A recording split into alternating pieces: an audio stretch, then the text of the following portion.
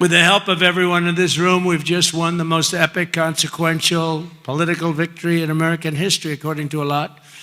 One of the major fake newspapers, so in this case it's not fake news, let's say, but they said it's the most consequential election victory in the last 129 years. I'm trying to figure out what that means, 120. Who was there 129 years ago? But it was a great one. At the presidential level, we won the popular vote for the first time of any Republican in decades.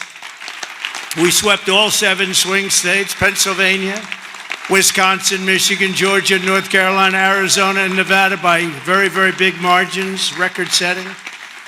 And for the first time ever, all 50 states, did you know this? Shifted toward the Republican Party. We've never had that before. Nobody has, actually. It's never happened before. That's pretty good. You must be doing a good job, fellas.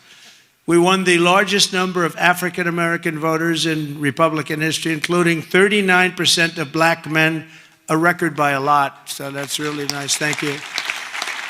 And we won more Hispanic-American votes than any Republican ever. It's never won any, not even close. Look at that, Hispanic-American. We made historic strides with youth, men, women, urban, suburban, and rural voters. And in a political earthquake, yeah, sit down, just enjoy it. What the hell, we're gonna be here for a little while. But in a political earthquake, we won a wave of support from labor unions, including massive numbers of auto workers, which gave us Michigan as an example. Think of that, we won Michigan easily, and we did tremendous with the auto workers, and an overwhelming majority of the rank and file membership of the Teamsters. The Teamsters were great, they showed up in droves, and we won them by a lot. Together, we're forging a new political majority that's shattering and replacing Franklin Roosevelt's New Deal coalition, which dominated American politics for over 100 years. That's what we're doing.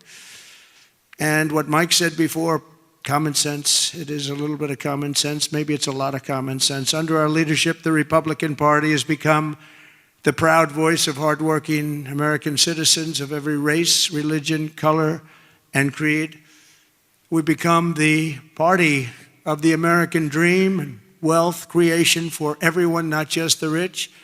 If we do our job over the next 21 months, not only will House Republicans be reelected and expand our majority in 2026, we will cement a national governing coalition that will preserve American freedom for generations to come. There has never been anything like what's happened in politics in the last few years.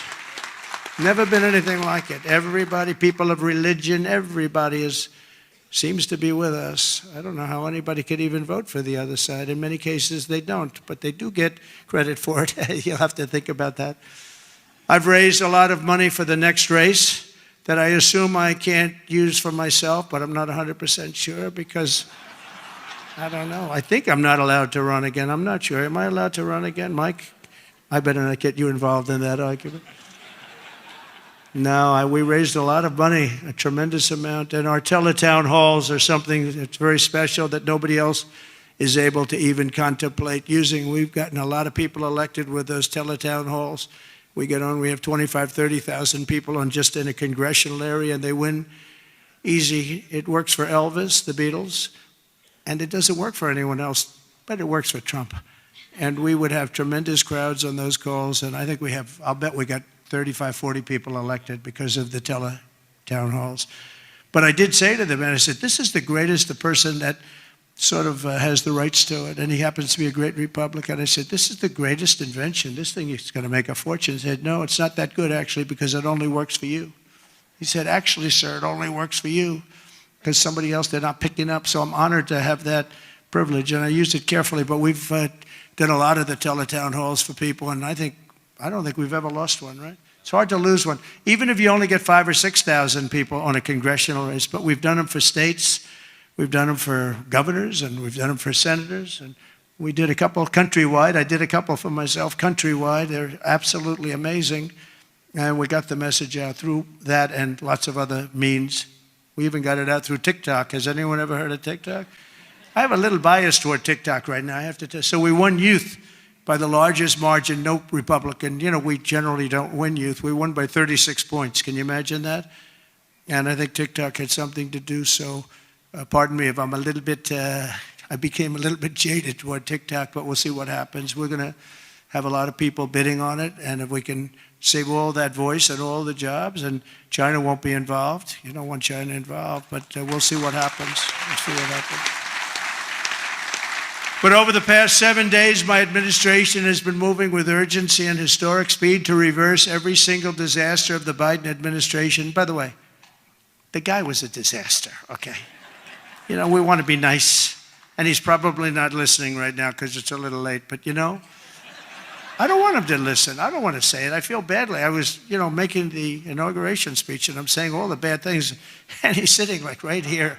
You know, I'm saying they were a horrible administration. They didn't know what they were doing. They were grossly incompetent. I got a guy sitting right next to me. It's not that easy to do, even though he didn't understand what I was saying. He really did. And deliver on the mandate that we've been given by the American people. In a single week, I've taken over 350 executive actions. We've signed 300, and who ever heard of that one? And as I said in my inaugural address, the American decline is over. It's over. The golden age of America has officially begun, and I think that's a good thing for us to talk about, the golden age and the American dream. I think it's a good thing because people haven't been talking that way for a long period of time. On day one, I directed every member of my cabinet to marshal all powers at their disposal to defeat inflation and bring down the cost of daily life, and we're going to do that. You're going to see it starting to happen when we get going with the energy. The energy is going to, you know, brought everything up, it's going to bring everything down. I imposed a federal hiring freeze, a federal regulation freeze, a foreign aid freeze, isn't that nice?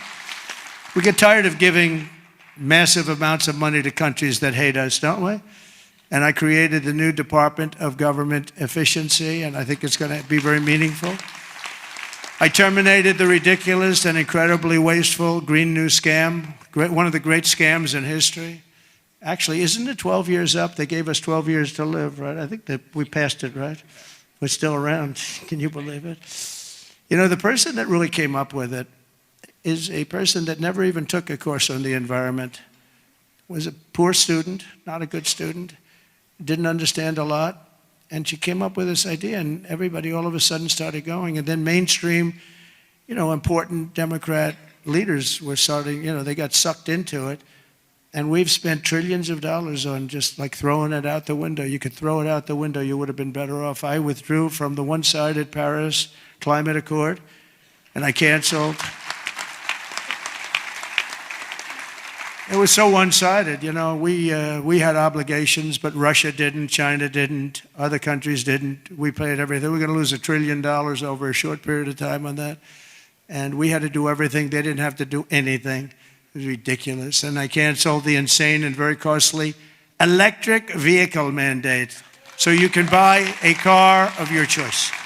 If you like gasoline, go have it. And if you like hybrids are doing well. You can have it, or you can buy an electric car. We like electric. We like everything, but you have to have a right to buy everything. I withdrew from the World Health Organization, where we paid $500 million a year, and China paid just $39 million a year, despite a much larger population. How about that? So we're paying $500 million a year. China's paying $39 million a year. They have 1.4 billion people. We have, nobody knows what we have. So many people came across the border. Nobody has any idea. I used to say like 325, but we really don't know. But we're going to know soon. We're going to know. And I tell you, our people are doing Tom Holman and his staff are doing an incredible job getting the bad ones out. I declared a national energy emergency to unlock the liquid gold that's right under our feet, because we will drill, baby, drill. We're going to drill, baby, drill. It's going to bring down prices. And your energy costs are going to go way down, and that'll happen, I think, relatively quickly. I'm going to give fast environmental approval for anybody building a plant for electric generation, and anybody that invests more than $1 billion will get super rapid approval. Not that they have to wait for 9 years, 14 years, like I approved LNG plants in Louisiana. They were waiting for so many years. It wasn't Louisiana's fault. It was some people, they just wouldn't get them done. You've got a snail here, a tiny tree here, and I got it done in a matter of a few days. I actually got it done. It took them 14 years. I got it done in about 3 days. The people, as we called them, I'll never forget, I called them and I said, congratulations, you got your permit. What? They were so shell-shocked. They didn't know what the hell was happening. They're going to spend, and they spent about $16 billion on each plant, and they've been roaring since then. But we got them done in a matter of a few days. Over the past week, we've begun the largest deregulation campaign in history, far exceeding even the record-setting efforts in my first name. That was record-setting deregulation, and that was just as big as tax cuts as far as business and jobs were concerned, I'll tell you. I actually asked, it's interesting because I actually asked some of the biggest businessmen in the country, I said, let me ask you, have you had the choice between the big tax cuts? We cut it from 40% to 21%. We're going to cut it further. But we cut it down to 20. Everybody said that would be impossible. The people on the stage helped us with that one a lot. But I said, if you had your choice of that or the big deregulation cuts, what would you take? These are the guys that run the big companies, the big oil companies, the big companies of every kind. I said, would you take the big tax cut or the big cut in regulations? And I've never had anybody said they'll take the tax cut. They took the regulation cut. I'll bet I asked that question 100 times to 100 of the biggest people. They always said, sir, we'll take the regulation cut. You opened us up. You let us create all these jobs that we've all seen happen. So it was even bigger than the big tax cut. I also signed an order to end the weaponization of our government against the American people and investigate all abuses of power. And I stopped government censorship once and for all, and we brought back free speech to America. That's just what happened. We're going to bring it back. Because we didn't have free speech. We didn't have free speech. I mean, I was investigated more than any human being in history. Alphonse Capone was a baby. Now, this was a serious killer, Scarface. You've all heard of Scarface.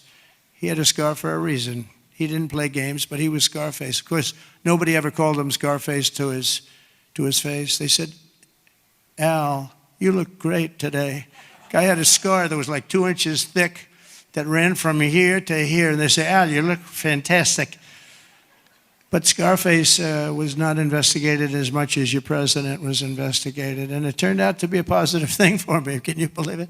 It turned out to be, we got a lot of votes. I think we got a lot of votes because they saw it was weaponization. It was a fight against a political opponent. I ordered the end to all of the lawless diversity, equity, and inclusion nonsense policies across the government and all across the private sector and the military. We got it. We're getting it out, and we've gotten it out pretty much. We did that in 1 week, and it wasn't that easy, but everybody wanted it. People that were strongly in favor of it, I thought, called me and said, thank God you got rid of that. That was so bad. It was so bad we hated it. We abolished 60 years of prejudice and hatred with the signing of one order, all approved by the Supreme Court of the United States. It was a big thing, and the United States has become a meritocracy again. We are a country that's based now on merit for success. Merit. If you're good at what you do, you're going to go places. I made it and who would have thought that was going to happen? We didn't even talk about that one because I figured that one was going to be toughest to get. And so we are now, if you do a meritorious job, if you do something where you're just outstanding, you advance, and that's what it's about. It's about competition, and it's about a lot of things, and the other becomes a very dangerous plateau. We were on that plateau too long, and it's one of the reasons that you saw very bad things happening with our country. I made it the official policy of the United States government that there are only 2 genders, male and female. Gee, that was a tough one. That was a tough one. Some of these people say like 7 genders. I'm trying to say, go and name them. They got some weird stuff going on. No, we have 2 genders. I renamed the Gulf of Mexico the Gulf of America, and we are restoring the name of a great president, William McKinley, to Mount McKinley in Alaska in honor of the incredible people of the state of Ohio who loved their governor and loved the man that became president. He was the big Tariff sheriff, they used to call him, and made a lot of money. Our country became very rich, and when he was assassinated, Teddy Roosevelt became president, and he spent all of that money that was made from tariffs. The money was so enormous, and they built the thing called the Panama Canal. You might have read about this lately. It's become a hot subject because China essentially has taken it over, and we're not going to let that happen. We're not going to let that happen. It was the biggest investment to this day ever made by the country. In other words, if you bring it up to modern day numbers, we spent money that we've never spent anything so much. We've never had so many people die. 38,000 people died building the Panama Canal 110 years ago. And they gave it away for $1. It's also one of the most profitable things ever built. You know, these ships are lined up back to Florida trying to get through. We're not going to let that happen. It wasn't the deal. We didn't give it to China. We gave it to Panama, sort of, I guess. But they haven't behaved properly. Perhaps most importantly, I declared a national emergency to stop the invasion of our southern border. We're going to stop that invasion. We've already done it. And today in Tijuana, you probably saw, I got a call from Tom Homan and some of the people. They said, sir, it's unbelievable. There is nobody. You have this huge area. It's a gathering area. It's always been packed with these people. What they did to our country is so unbelievable. That they could do this to our country is so horrible. But he said there's nobody there. And then they actually put it on television. I got to see it. And there was literally not one person, this vast area where people stay there all day long and they just walk right into our country. They just unchecked, no way, no check-in for IDs like voter ID. They don't want voter ID because they want to cheat. They wanted these people to come in because they want to cheat too. But who could allow this to happen? But there wasn't one person standing in this massive, an area that's like 5 football fields, that was packed for years under these horrible people that wanted to kill our country. We halted all illegal entry. We have successfully ended catch and release, and we're deporting 100% of all new trespassers apprehended at the border, and nobody's coming in, and nobody's coming now because they know they're not going to be able to come in. So we've really stopped something that was very, very serious. But we have to get the bad ones out. We have many murderers, many very bad people in our country that they've allowed because of a ridiculous, actually stupid, open border policy. I've also deployed troops to the border, and for the first time in history, we're locating and loading illegal aliens into military aircraft and flying them back to the places from which they came. And very importantly, America is respected again. We're respected again. Isn't that nice? You know, after years of laughing at us like we're stupid people. And as you saw yesterday, we've made it clear to every country that they will be taking back our people that we're sending out, the criminals, the illegal aliens coming from their countries. We're taking them back, and they're going to take them back fast. And if they don't, they'll pay a very high economic price, and we're going to immediately install massive tariffs. It'll be placed on them and other sanctions, but the tariffs, I told you, most beautiful word in the dictionary. I also told you that I said that the first time, and I got just absolutely decimated by the fake news, you know. I said it's the most beautiful word, and the fake news said, what about religion? What about God? What about love? So now I say it's the 4th most favorite word in the dictionary. It's God, love, it's all these other things, but I say number 4, but God, love, religion, tariff, 4th. Another couple of weeks, it'll be like 10. Hopefully it's going to stay in the top 10, but the fake news went after me, Tom, because I didn't say the first 3. And now that I say it, immediately say it. I'm sure they're going to find some others. Throughout the week, the heroes of ICE have been hunting down and arresting hundreds of illegal alien criminals per day, including those with charges and convictions for rape, child sexual assault, terrorism, and even murder. Many murders in the crowd, and many of these murderers have committed far more than one murder. This is not going to work out, and we're going to get them the hell out of here. And members of the savage Venezuelan prison gang known as Tren de Agua and MS-13, including 50 violent individuals who were rounded up in Aurora, Colorado, which the Venezuelan gang took over. The governor, who's a radical left governor, was petrified. He didn't know what to do. He said, no, it's not that bad. They've only taken over a couple of apartment houses. See, they went into the real estate business. They did it unconventionally. They did it with guns. We have to go out and borrow or use cash to buy. They just did it with guns. They took over. He said, no, it's not that bad. They only took over a couple of buildings. We're tracking down the illegal alien criminals. We're detaining them, and we are throwing them the hell out of our country. We have no apologies, and we're moving forward very fast. They're very dangerous people. They're very dangerous people. They're violent people. I used to say these are more violent than our criminals. In fact, the best part about them is they make our criminals look quite nice, actually, by comparison. They are very violent people. We also have many violent criminals in our country, however, that did not necessarily come here illegally, but have been arrested 30 times, 35 times, 41, 42 times in a couple of cases, 25 times, 18 times, many for murder and other heinous charges such as pushing people into subways. As the train's coming along at 45 miles an hour, boom, you get pushed into the subway. They had it last week. Hitting them in the head with baseball bats while they're not looking, punching old ladies in the face, knocking them unconscious and stealing their purse. They even break into apartments and rape elderly women and beat up elderly men, beat them to hell. And I don't want these violent repeat offenders in our country any more than I want illegal aliens from other countries who misbehave. And I say, and this is subject to getting it approved, but if they've been arrested many, many times, they're repeat offenders by many numbers, I want them out of our country. I also will be seeking permission to do so. We're going to get approval, hopefully, to get them the hell out of our country along with others. Let them be brought to a foreign land and maintained by others for a very small fee as opposed to be maintained in our jails for massive amounts of money, including the private prison companies that charge us a fortune. Now, let them be brought out of our country and let them live there for a while. Let's see how they like it. You'll see crime all over the country dry up. Essentially, that's what Venezuela and other countries are doing. They're getting rid of their criminals and putting them into the United States of America. And their crime is down by almost 80%.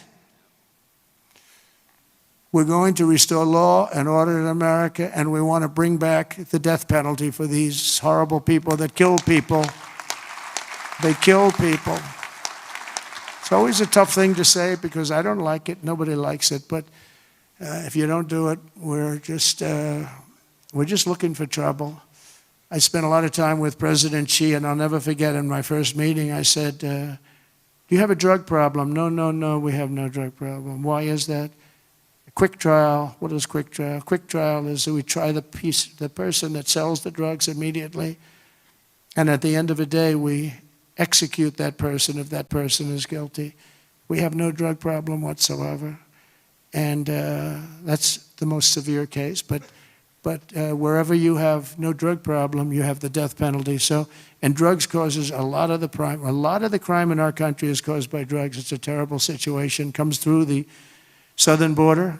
Most of it is fentanyl coming in from China. And you know, it's very interesting. China, when I was with President Xi, I had a deal worked out with him that they were going to give their maximum punishment, which is the death penalty, to anybody making fentanyl and sending it into the United States. Then we had a very unusual result in an election.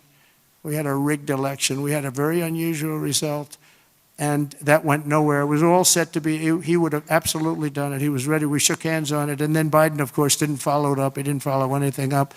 But if that would have happened, you would have had a lot less fentanyl deaths, I can tell you. You would have had very little fentanyl coming into the southern border. Last week, I also signed an order that will designate the cartels as foreign terrorist organizations. That's a very big designation. And as we are fighting hard to get birthright citizenship or automatic citizenship for the children of illegal aliens, that's another way. It's automatic citizenship for children of illegal aliens. That's the other term that they use, which is actually more accurate, more understandable. And it's ridiculous. We're the only country that has it, and certainly the only country that has it to that extent. And it wasn't meant, if you look, It was really meant for children of slaves. This is when it happened. The children of slaves, it was not meant for everyone to come into our country by airplane or charging across the borders from all over the world and think they're going to become citizens. It's not meant for that. It wasn't meant for that. And hopefully at some point the courts will understand that without having to go through a whole big deal. This was meant for the children of slaves. And look at the timing of it and you'll see, and I hope judges will understand that.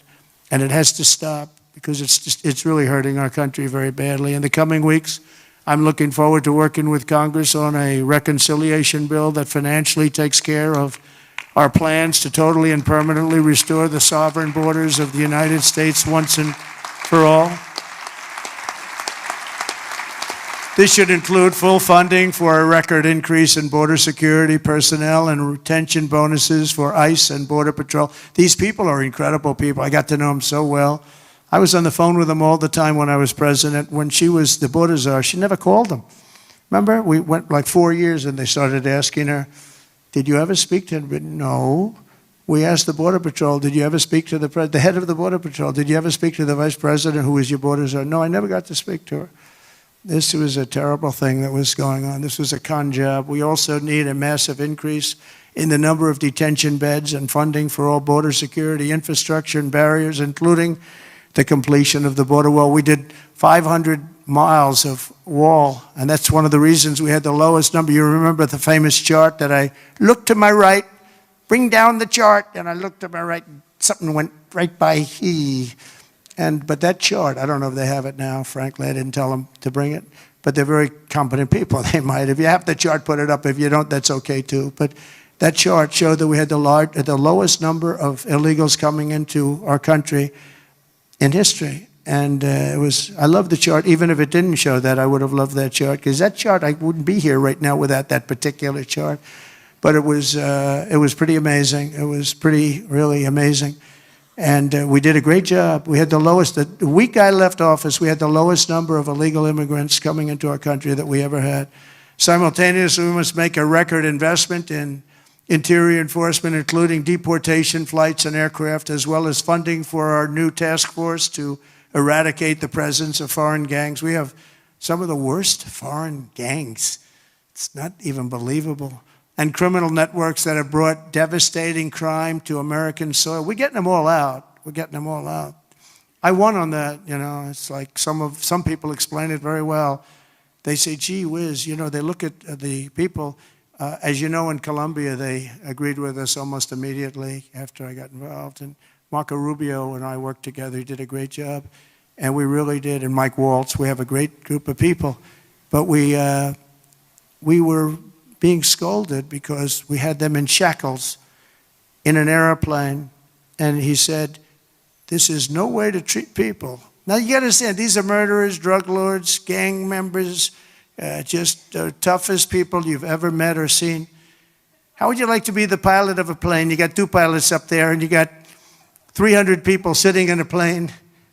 Every one of them either a murderer, a drug lord, a kingpin of some kind, the head of the mob, or a gang member, and you're flying that plane. It's not going to end well. Do you ever see the movie Con Air? That's what, yeah, except here's the difference. The people in Con Air were actors. They weren't nearly as tough as these guys. I would say that plane would be gone before it ever left. Those pilots would be gone before it ever left. So they don't want us to shackle them. I don't want to be in that plane. I want to thank every Republican House member for voting to pass the Lake and Riley Act, the first enforcement only bill that's been passed in 3 decades. I met the parents of Lake and they were incredible people. They were just so devastated. I mean, can't even explain to you. You can't say somebody's life is over, but essentially their life is so different, and it can never be the same. She was beautiful. She was great person. But to have a bill of such importance named after her is a great tribute. But what these parents, and you know, you have so many of them, where they've lost a loved one to crime, but to this new form of crime, criminal, illegal aliens, it's massive. The numbers are massive, and you add that to the crime we already had. This shows the potential for additional enforcement bills that will help us crack down on criminal aliens and totally restore the rule of law in our country. I'm also eager to get to work with Congress on the largest package of tax cuts and reforms in American history. We've got to get that done. And we don't want to get hung up on the budget process. We just want, whether it's one bill, two bills, I don't care. Let these guys, they're going to work it out. They're going to work it out one way or the other. But the bottom line, the end result is going to be the same. We want to have all of those benefits. And we want to keep people's taxes low and actually make them lower. And that's not just rich people. That's everybody. It's, frankly, proportionately the lower scale, much more so than a higher scale. Not only must we permanently extend the Trump tax cuts, if we don't, you're going to have about a 60% tax increase. But I also intend to keep my promises, starting with no tax on tips, no tax on Social Security, and no tax on overtime. We're working very hard to get them done, and we are. I went to Nevada just this last couple of days. Started off in North Carolina because I didn't want to forget the people of North Carolina were treated so badly by FEMA. And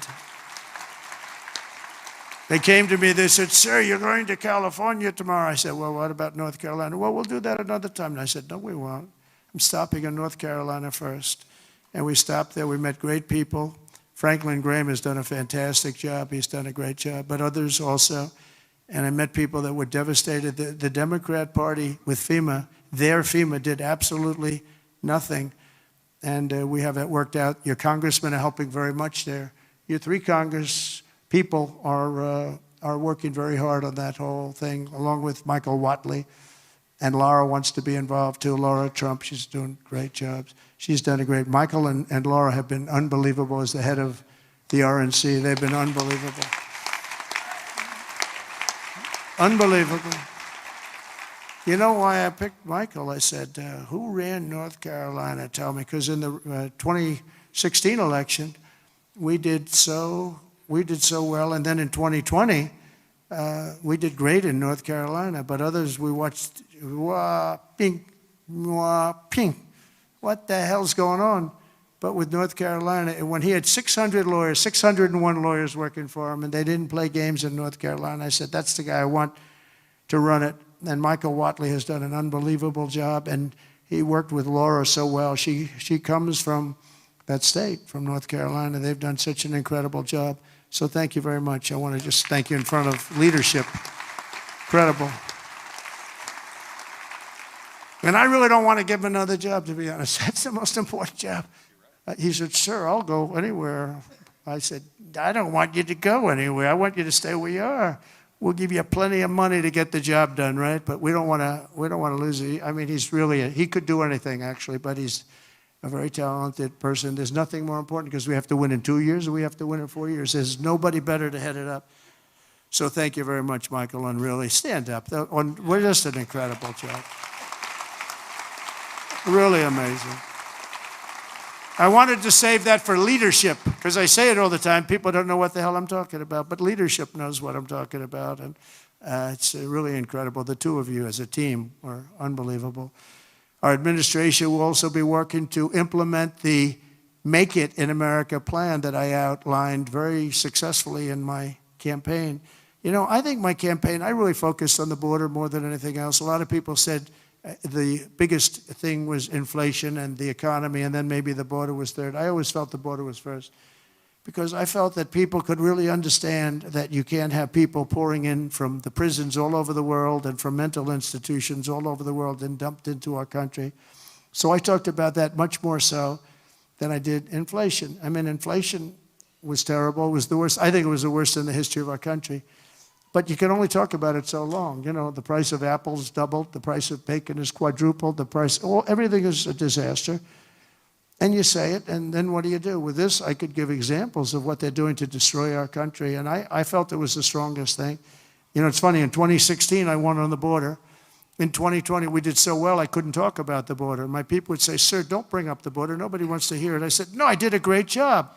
It was a horrible border in 2016, but that border was beautiful compared to what we have now.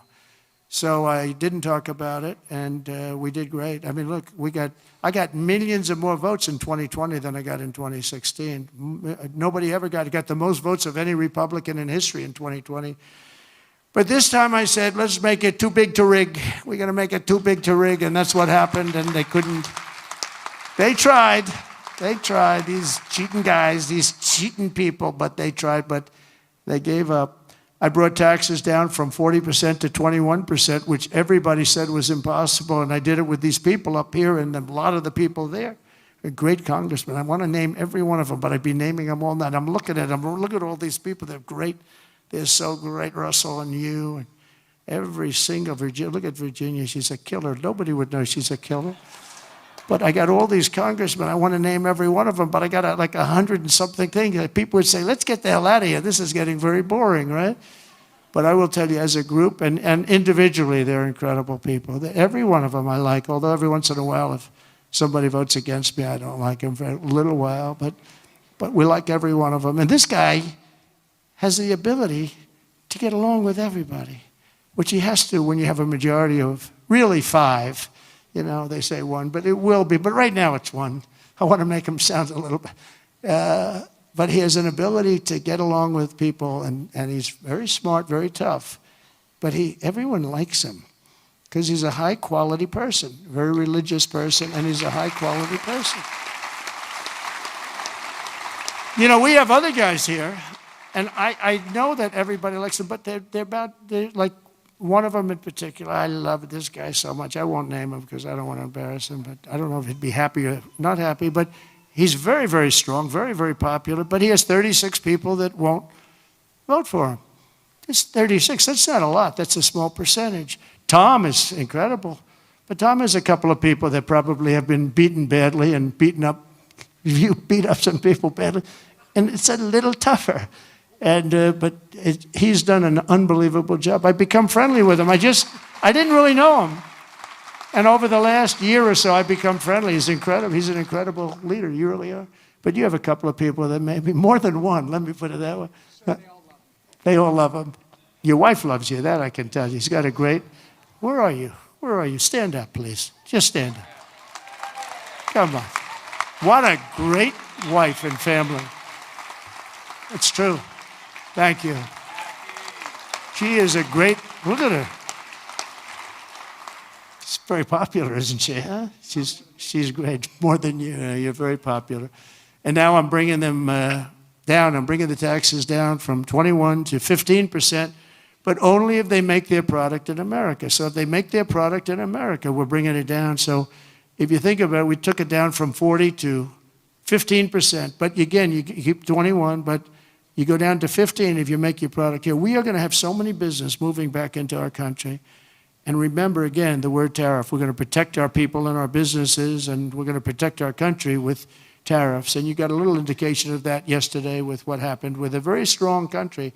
Colombia is traditionally a very, very strong-willed country. If they don't make their product in America, then very simply they should have to pay a tariff, which will bring in trillions of dollars into our treasury from countries that never paid us 10 cents. We're not going to let that happen. We're not going to let them destroy our country. In the words of President McKinley, who is the tariff king, the protective system invokes the highest law of nature, that a self-preservation, and that is self-preservation. There is every reason founded in justice why the American producer should in every way be favored against a foreign producer whose products compete with his. This is our natural market. We have made it. We have made it an enormous cost, capital, and exertion. And think of this. And we did that through exertion and brain and muscle and guts and stamina. We preserved it against foreign wars and domestic conflicts at great sacrifice of men and women. The foreign producer has contributed nothing to the growth or development of this country.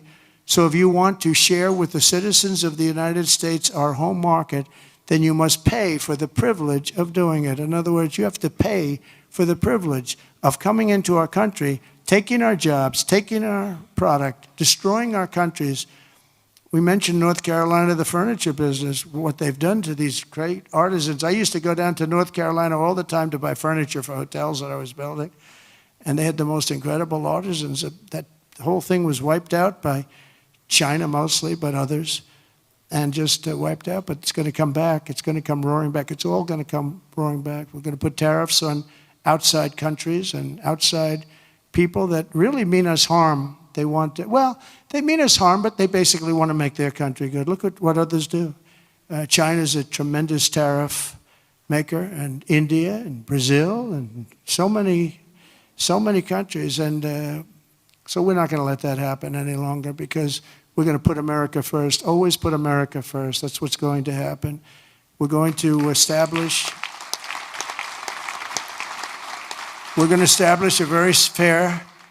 a very fair system where money is going to come into our coffers, and America is going to be very rich again, and it's going to happen very quickly. It's time for the United States to return to the system that made us richer and more powerful than ever before.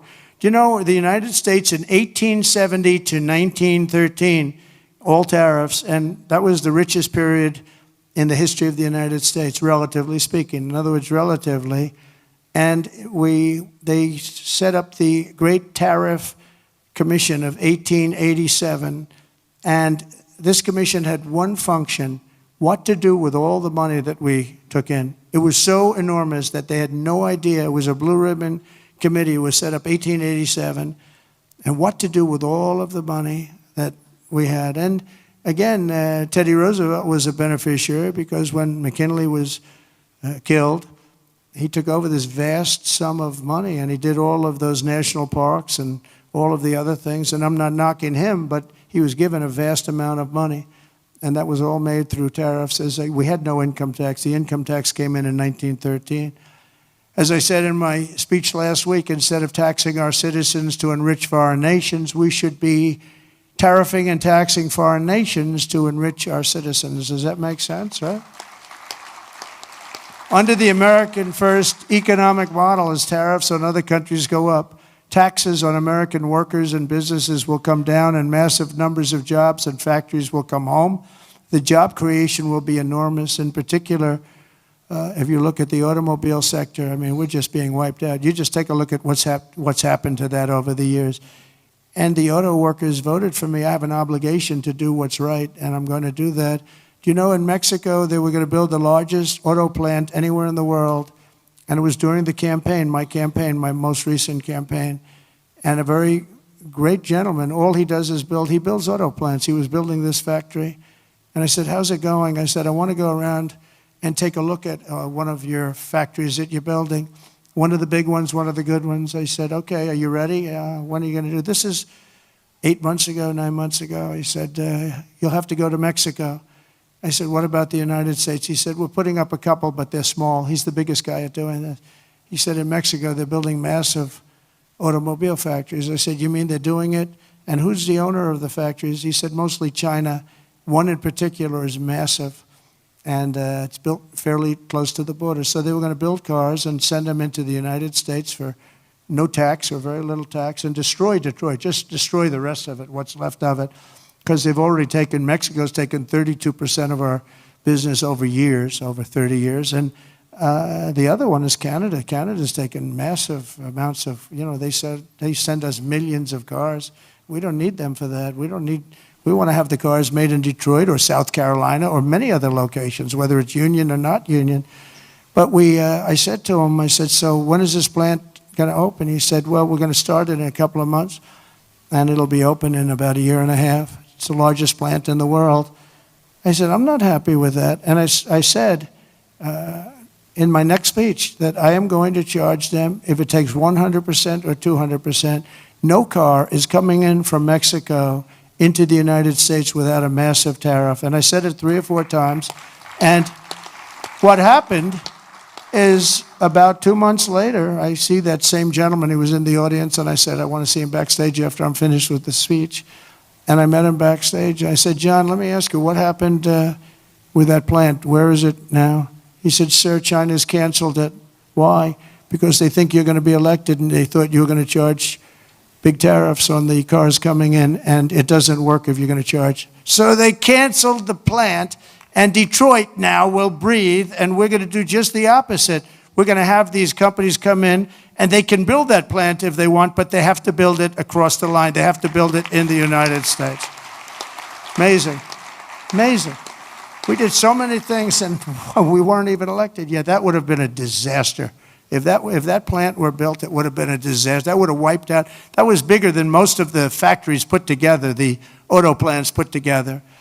In particular, in the very near future, we're going to be placing tariffs on foreign production of computer chips, semiconductors, and pharmaceuticals to return production of these essential goods to the United States of America. They left us and they went to Taiwan, which is about 98% of the chip business, by the way.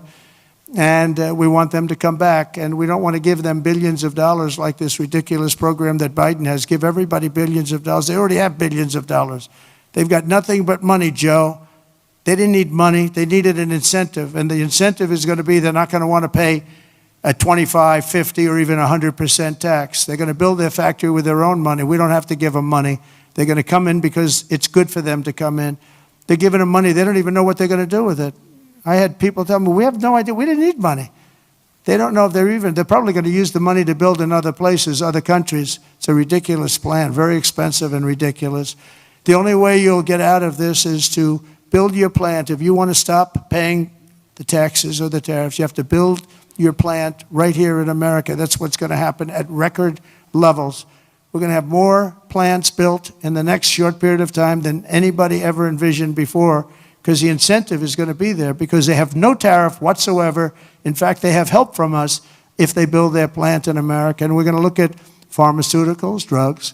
We're going to look at chips, semiconductors, and we're going to look at steel and some other industries. And you're going to see things happening. If I didn't put on the massive steel tariffs, you wouldn't have one steel plant right now in the United States. If I didn't put on the tariffs on washing machines, dryers, and the like, you wouldn't, in Ohio, you would have lost all of those companies that made washing machines and dryers. Jim Jordan is the one that got me started. Was Jim here by any chance? Is Jim here? Where is Jim? Where's Jim? Oh, look at him. Wow. That's not a great seat for a man of such power. Do you know that Jim has he's a great wrestler. He was All-American wrestler 3 times, 128 and 1. That's not a bad record, and that's the way he fights too. But he has a better record. Undefeated as a wrestler in high school. And I say, how can you do that? Because a freshman can't beat a senior. But he figured out how to beat seniors. So I stand up again, Jim. Let's give you a hand as a wrestler. As a wrestler, big hand. As a politician, very good. But Jim, is it true that we went up there, remember we had 25,000 people standing in the streets in this little beautiful town with Whirlpool, right? And they were going to close up their factories because South Korea was dumping washing machines and other things like that, and they were dumping. And we put a 50% tariff, and it's 75, even 100%. And now they're thriving, right? Without Trump, they would have been closed up. But Jim was the one that got me involved. Are you guys all happy with Jim? Do you like him? Because I like him. I like him, right? We like Jim. What's not to like? He gets on television, he's like a wrestler. He's got this boom, boom, boom, boom. Very impressive, Jim. Anyway, it's good to see you. I like that guy a lot. I like a lot of the people in the audience a lot. I like the people in this room. We have the same basic philosophy. We have the same thoughts. What's not to like?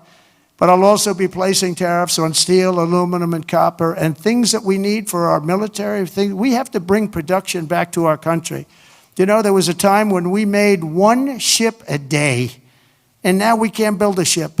We don't know what the hell we're doing. It's all gone to other locations and other lands. And to further return production to the United States, we're going to environmentally free up our rare earth minerals. We have some unbelievable sites. We have some of the best rare earth anywhere in the world, but we're not allowed to use it because the environmentalists got there first. They said, you cannot touch that land.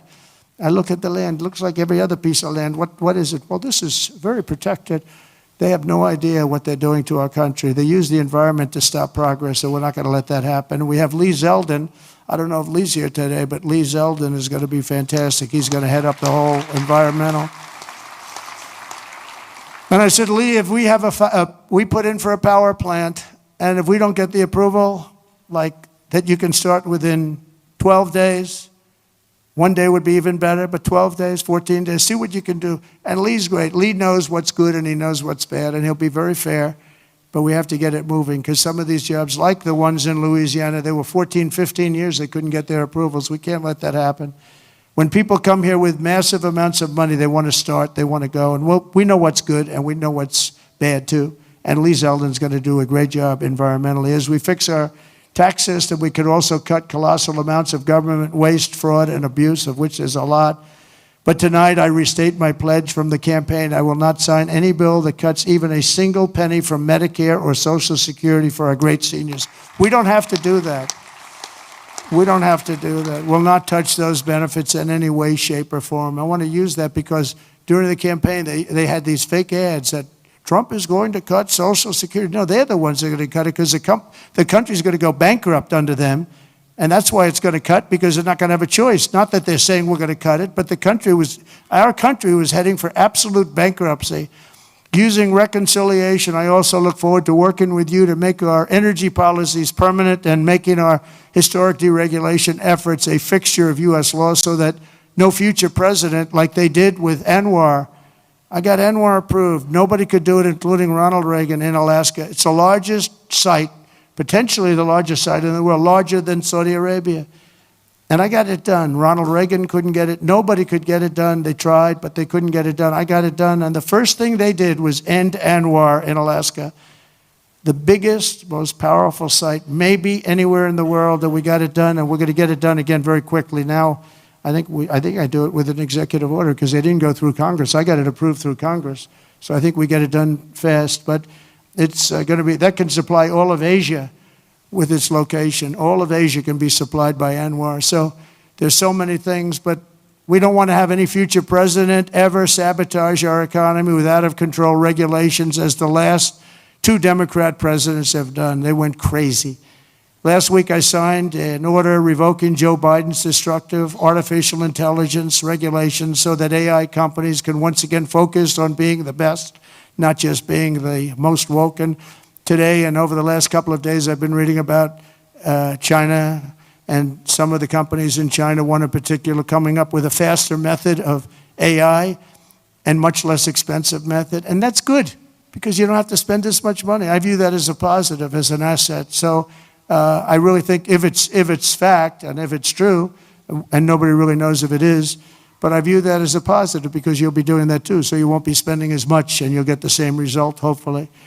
The release of DeepSeek AI from a Chinese company should be a wake-up call for our industries, that we need to be laser focused on competing to win, because we have the greatest scientists in the world. Even Chinese leadership told me that. They said, you have the most brilliant scientists in the world in Seattle and various places, but Silicon Valley, they said, there's nobody like those people. This is very unusual when you hear a DeepSeek, when you hear somebody come up with something. We always have the ideas, we're always first. So I would say that's a positive. That could be very much a positive development. So instead of spending billions and billions, you'll spend less and you'll come up with, hopefully, the same solution. Under the Trump administration, we're going to unleash our tech companies, and we're going to dominate the future like never before. And finally, we need to work together on a defense bill that once again fully rebuilds our military for our great warriors. We have to have a strong, strong defense.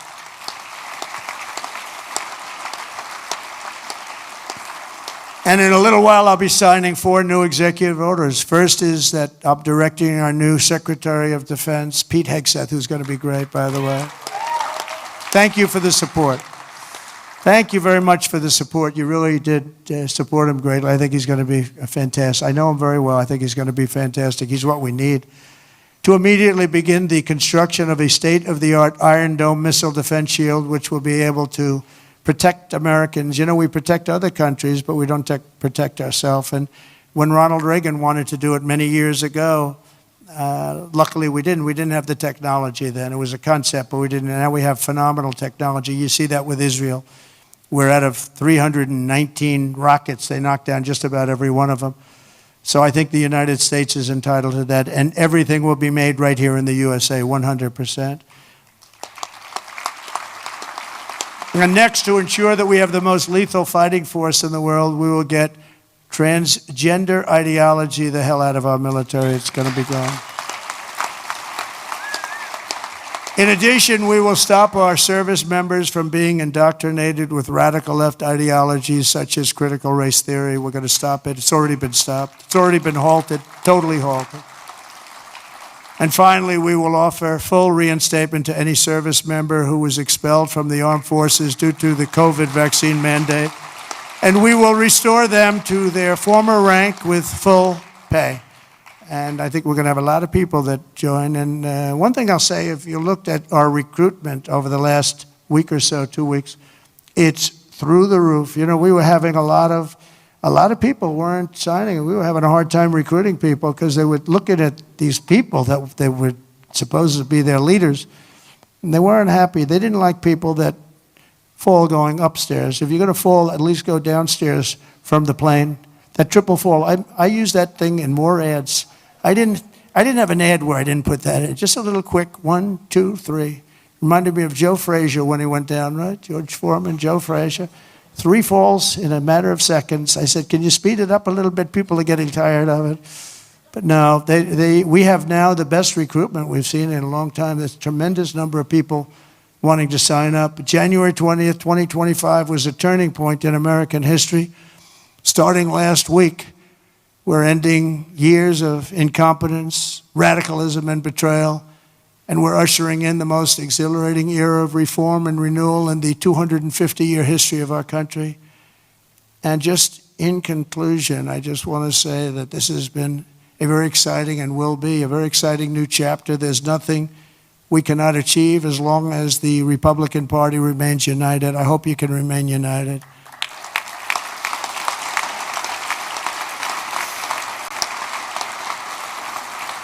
And it's one thing I give the Democrats a lot of credit for because, you know, they have lousy policy.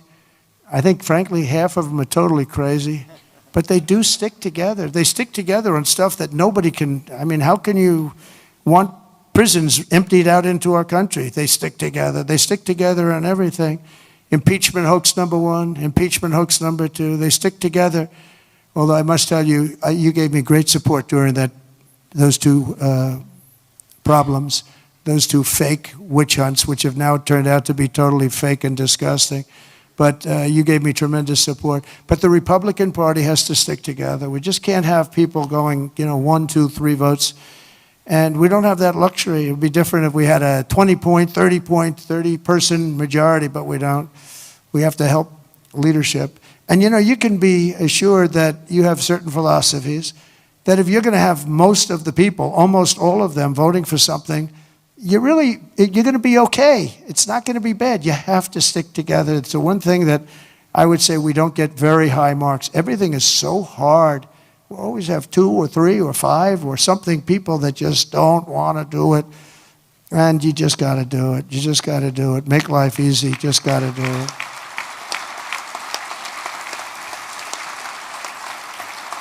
So right now we have a very special period because we have the House, we have the Senate, and we have the White House, and we're a team, and we're a really good team. And I appreciate so many times, and like even with Mike, I called 3 or 4 people, and they said, okay, sir, I'll do it. I'm going to vote. I'm going to vote positively, and they're very happy they did now.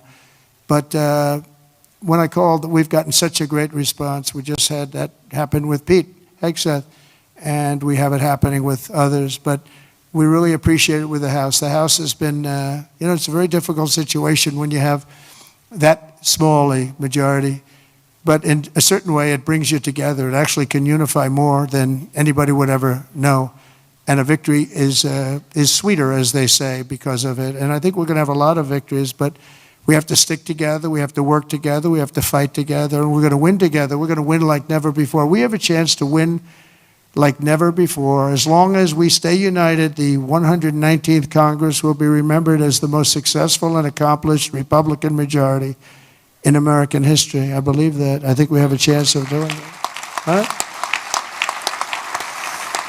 And in January 2027, We will have a larger Republican House, a larger Republican Senate, and our country will be richer, safer, stronger, prouder, greater, freer, and ever before. I really think that we're going to have some big victories coming up, and I'm going to be helping every single one of you. I'm raising a lot of money, and I want to use it for the House, and I want to use it for the Senate. I've raised a lot of money.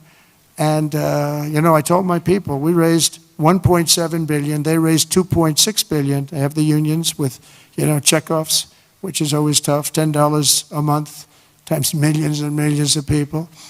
And then we won, and we won by a lot. And they wanted to go out, and they still haven't raised it. They're trying to raise $28 million. They cannot raise 10 cents. It's good to win, I will tell you. It's really good to win, but they can't raise money. But I told my people the morning after. Now, normally, because we have so many donors here and so many people that I love and respect, a lot of great friends of mine, but I told my people, Meredith and Susie, by the way, how good is Susie, the Ice Maiden? Where is the Ice Maiden? She is so great.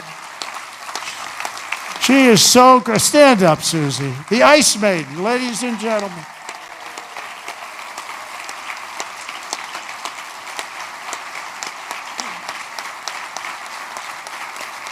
Wow, look at that. Most powerful woman in the world, they say. Most powerful woman in the world. She's made of ice. She's great. No, when I came to Florida, Florida was a Democrat state. Had a Democrat governor. They had one Democrat senator. It was largely a Democrat state. And through various reasons, I ended up with Susie running the campaign, and she was unbelievable. We won it in a landslide. And then the second time, we won it in an even bigger landslide. And when it came time to choosing somebody to run the campaign, the whole campaign, I said, what about Susie from Florida? She never lost. I won every primary. I won every, I didn't lose anything. And it was a Democrat state, and it was a landslide both times. And all of the Republican stuff was almost like it didn't even exist. It was amazing. And I said, what about Susie? Well, sir, a woman has never been in this position before. I said, really? Oh, by the way, we have Kellyanne Conway. She didn't do too badly either, right? She did a great job, 2016. And when it came time to chief of staff, do you know that there has never been a woman chief of staff? But there is now. There is now, right? I didn't know that. I'm so surprised. I'm very surprised. But it came time to running the campaign, and I said, well, I've never had a loss with Susie. She comes from great stock, Pat Summerall is her father. Pat Summerall was a football player, great football player, but a really great announcer, really the voice of the NFL for 27 years or something. He was great, and a leader. He worked with John Madden, and he was able to get John Madden to do things that nobody else could do. They'd say, Pat, John is really difficult. Now, John was a difficult guy, but he got big ratings, and he was good. And Pat would go up, come on, John, let's get this done. Come on. I know you don't like the heads of the company. They're paying you a lot of money. Come on, John, let's get it done. And he'd go and do it. And this went on for, 27 years, right? But he was a leader, her father. And, this is somebody that has the gene. I'll tell you, she's great. And she's done a fantastic job. So she was so good with the campaign. I said, let's let her do the campaign. And it was flawless. And again, I said before, we had her win a lot of votes because it's crooked as hell. And I hope you can go to voter ID and same-day voting and paper ballots and all of those things, because ultimately we'll never lose a race if you do that. I'm telling you, you'll never lose a race. And I hope you can get that. And that's said to the governors mostly, but you people have a lot of power over it. But Susie ran the race, and we did phenomenally, and then we just made her the chief of staff, and she's doing great. They say it was the greatest opening week in presidential history, and I think, couldn't be a hell of a lot better. Even CNN is saying, this guy is amazing. I couldn't believe it. I said, did CNN really say that? Because nobody watches, so nobody was able to confirm it. But it was pretty amazing. Oh, the camera just went off. It's always tough. Usually you get them by surprise. But I just want to thank everybody. We're going to make this tremendously successful. I believe we're going to have one of the greatest 4 years in the history of our country. We're going to turn it around quickly, and then we're going to go on, and We're going to progress like nobody ever thought possible. And I want to thank these great 4 people because they really are leaders and they're phenomenal people. And I want to thank all of my friends in the audience, many of whom are congressmen and congresswomen and people that have just tremendous talent. Every single one of you, I know every one of you, and you have tremendous talent. And if we stick and if we fight together, there's nobody can stop us. We're going to have, because they have bad policy. Their policy is so bad. Nobody could win with this policy. Nobody. And we have the best policy. And again, as they say, and we say, and I've been saying for a long time, we're the party of common sense. And we're the party that's going to have the best 4 years ever. Thank you very much. Appreciate it. Thank you very much.